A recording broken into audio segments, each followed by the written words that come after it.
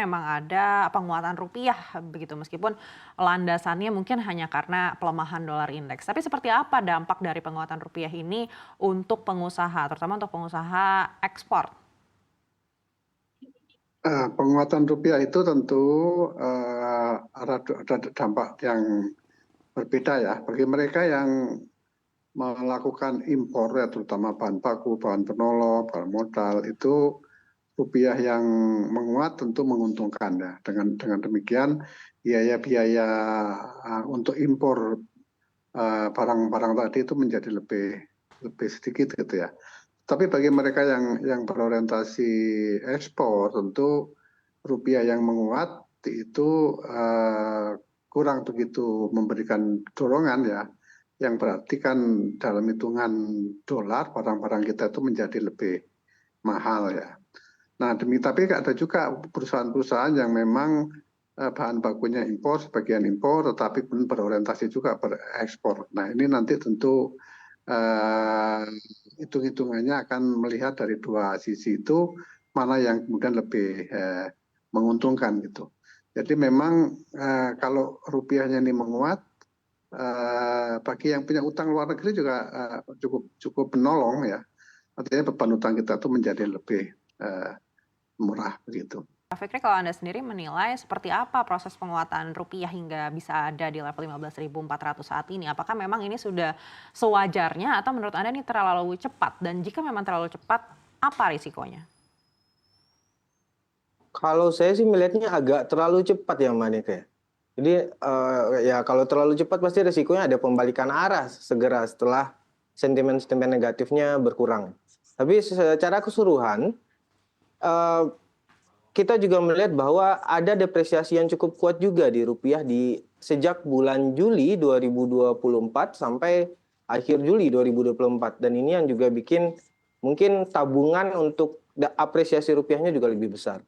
Tapi secara keseluruhan saya masih melihat bahwa rupiah mungkin akan berada antara 15.500 sampai 16.000 sampai akhir tahun.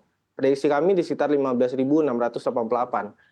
Kenapa seperti itu? Karena saya masih melihat bahwa ada risiko current account deficit kita di kuartal 2 2024 ini dan juga di awal kuartal 3 2024 ini. Kenapa? Karena tadi yang seperti dikatakan oleh Pak Iwan juga bahwa impor barang modal dan juga barang penolong di Indonesia di bulan Juli ini cukup kuat. Harapannya ini akan berdampak positif jika nanti dijadikan sebagai barang reekspor kembali. Kalau memang dijadikan sebagai barang reekspor, saya pikir mungkin akan ada trade surplus yang bagus, ada karena account surplus yang juga akan lebih baik di kuartal 3. Tetapi jika itu tidak terjadi, saya khawatir juga ada risiko pembalikan arah nanti atau sudden reversal dari dana yang masuk ke dalam negeri pada saat ini. Kedua juga ya sudah disinggung juga oleh Pak Iwan bahwa ada risiko pendapatan kelas menuju menengah, pendapatan kelas rentan dan juga pendapatan kelas miskin juga yang sekarang sepertinya daya belinya juga sedikit menurun. Kenapa? Kita lihat dari pembelian barang tahan lama misalnya, apakah itu motor atau mobil yang penurunannya cukup kuat. Bahkan untuk mobil penurunannya bisa double digit di tahun ini secara year on year. Saya juga khawatir ini nggak bisa mendorong pertumbuhan ekonomi lebih lanjut. Sehingga ya ini juga PR juga buat pemerintahan ke depan sehingga mungkin defisit fiskal bisa lebih tinggi dibanding target misalnya di awal tahun 2,23% atau 2,7% dari GDP. Tapi secara keseluruhan juga hal yang juga perlu dilihat bahwa dengan rupiah yang menguat tajam ini tentunya ada barang-barang konsumsi juga akan lebih murah yang didatangkan dari luar negeri. Nah, sayangnya adalah pada saat kita juga melakukan impor, ada aliran dari inflasi imported di situ. Jadi ke depan saya juga khawatir bahwa jangan-jangan bisa saja nanti ada tambahan inflasi yang lebih tinggi dari sisi impor pada saat ada apresiasi rupiah pada saat ini dan diekspektasikan akan lebih kuat nantinya. Jadi saya pikir mungkin yang penting adalah stabilisasi dari rupiah pada saat ini. Jadi kalau kita menjaga stabilisasi dari rupiah ya tentunya fundamental ekonomi yang bisa kita lakukan.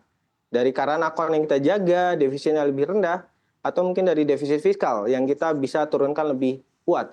Di sisi lain ya ada resiko pemerintahan juga, ada transisi pemerintahan dari Pak Jokowi ke Pak Prabowo dan juga di US akan ada pemilu di bulan Oktober ini.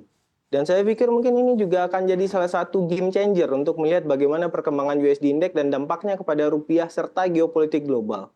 Jadi mungkin saya masih melihat bahwa kemungkinan penurunan BI ada di tahun ini, tapi ya mungkin kita akan tunggu setelah The Fed-nya turun terlebih dahulu, baru nanti BI-nya turun untuk menurunkan cost of fund di dalam negeri dan mendorong pertumbuhan ekonomi lebih baik di dalam negeri.